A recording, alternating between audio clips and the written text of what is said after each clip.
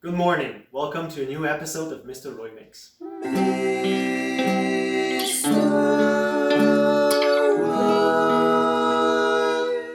Makes. Today we are making gravy. Yahai! Some people call us buccaneers, others call us wolves of the sea. Some people even call us pirates, but today we're just hungry. We have pirate biscuits and pirate limpets. On our bones we have all types of feed. But if your steak is so dry and it makes you want to cry, you need pirate gravy for your meal.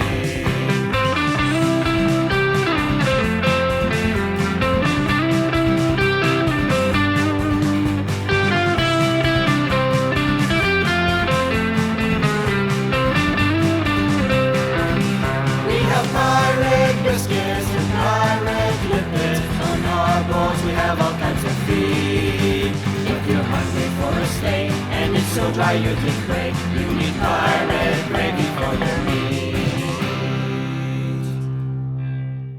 You need a few ingredients to make a proper gravy. This is a family recipe and we use tea. So the first most important ingredient is a tea bag. Then you need cornstarch and bovril. If you don't know what bovril is, it is like a beef soup stock. And if anybody's watching from Australia right now, it tastes and smells exactly like Vegemite, if undiluted. We also need 1 cup of hot water for the bovril and another cup of hot water for the tea bag. This will make 2 cups of sauce.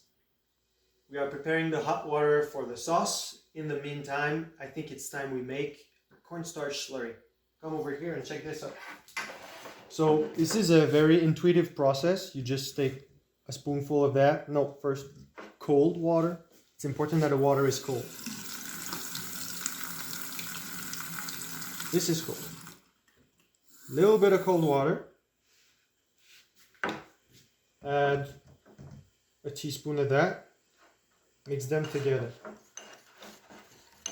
We are creating a slurry, so I want it to be as thick as possible without having any powder left. I could make it more liquid, but there's no point in thickening my sauce with more liquid. So this, I think we could put some more. Let's double it. This, when the sauce will begin to boil, will thicken it. Otherwise it's just soup, but then it becomes sauce because of the slurry. Can you see that? You can make a lot of experiences with this. It's called oobleck when it's really thick. This is a non-Newtonian fluid, which means if you slap on it, it becomes solid and then it becomes liquid again. Okay, this is diluted properly. We'll just have to wait for the water to boil. Welcome back. This is boiling water. So we're preparing 1 cup here and 1 cup there. Gravy is something I think is important that you can make from scratch because you don't always have an envelope of sauce base to put in your food. You can use that on a regular steak, or the other day we had hamburgers and we don't want to eat them as hamburgers again. So what we're going to do is make hot hamburgers, which is a burger patty with sauce on top. So that's what we're eating for lunch today. For every cup of water, 2 teaspoons of bovril paste. Mix that thoroughly. This is very salty. It's easy to put too much, so don't go too hard on this. You can always add more salt. It's way harder to remove it from the mix if there's too much. So once that tea will be thick and dark, we can start making the sauce. It is time. I always like to start any sauce I make with butter. Actually, I start any dish I make with butter. Why? Because it tastes so good and it makes it creamier, makes it richer, and why not? You know, we have a wonderful dairy industry here in Quebec. Let's use it. Bam, margarine. That butter, we're going to have it melt in the pan.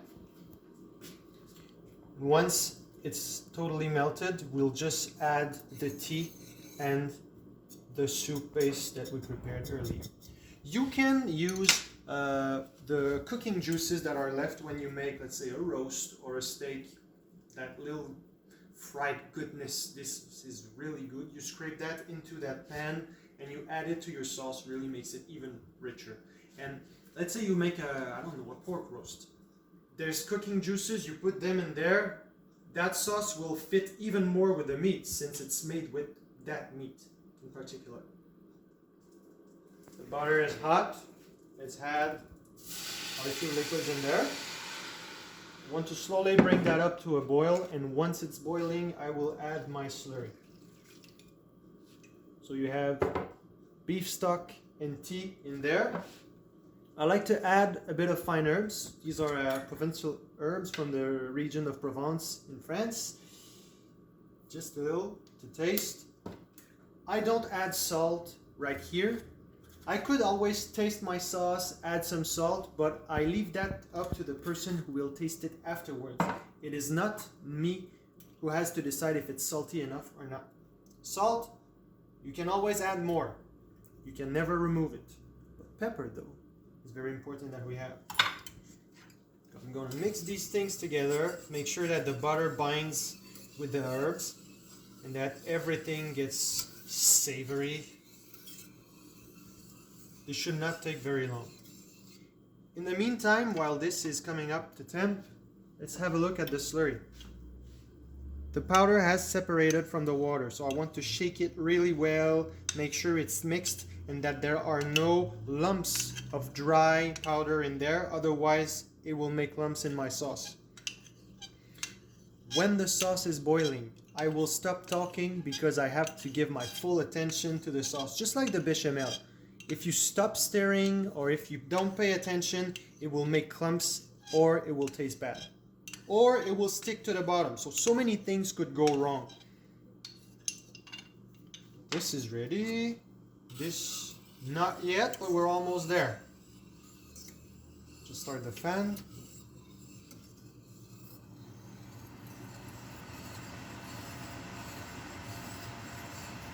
You can experiment with this. You want to add a little red wine, you can. I'd probably add some beer if I had ham. If I needed sauce for ham, I would add some beer in there. Two parts of tea, 2 parts of soup base. That's your choice. You can make it completely yours. I'm not even sure these are the proportions that my mother uses, but this is what I do because I feel comfortable with that and I think it tastes awesome.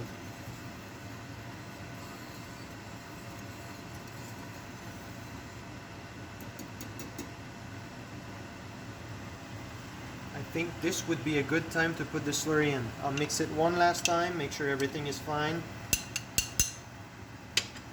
Yeah, there we go.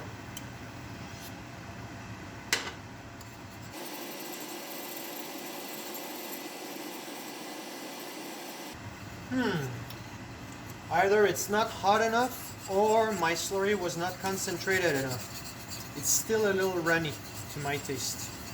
So I'll have it boil for a while, and if there's anything, I'll just leave it off the heat, prepare some more slurry, and chuck it inside and boil it again. I prefer to have less sauce that is more runny and add more slurry than putting 2 more slurry inside and then it becomes a brick. You see, it's a fine line between success and failure. This is too runny. We'll just shut the camera, I'll make the necessary adjustments and we'll meet in a few minutes. Okay, so my lovely wife has added some more slurry in there and you can see it's way thicker. If I don't stop boiling it, it will always thicken up even more. So I'll just Remove it from the heat. Let it still for a few minutes and it will be just perfect. I really wish you could smell that. It's a very complete flavor because of the tea. It's a little tannic, a little too. It's really, really nice. Don't put too much salt. You can always add more. As I said with the salmon, final touch. Just hint the sauce on there. Close it. Up there. Same thing here. You want me to close it? Yes, please. Yes.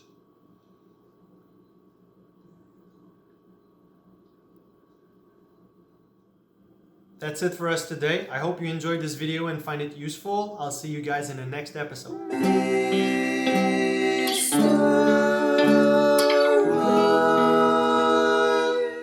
Makes